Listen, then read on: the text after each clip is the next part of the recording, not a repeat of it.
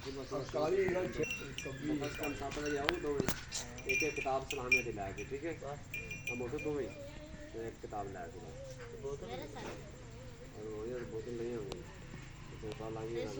हां ये वो सब इनमें से जाना 8 बजे 8 7 बजे 7 बजे वाह सही लीटर वाली बोतल नहीं ना लीटर ला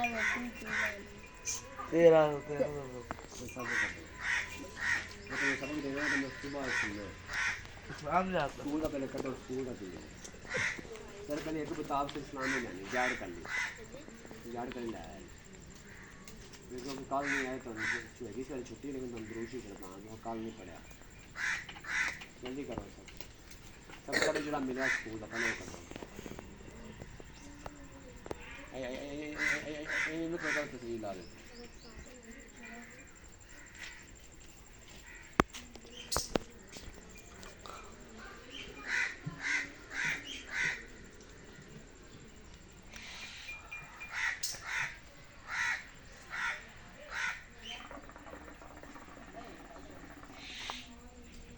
गर्मी लग रही है मैं डरवा बना जाओ पर मगरू लाओ हाँ समझ आओगे खावा जाना खाला में खाला जाएगी सर रात बड़े जूस शूस पीते हैं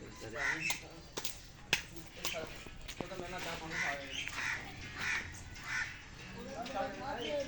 टाइम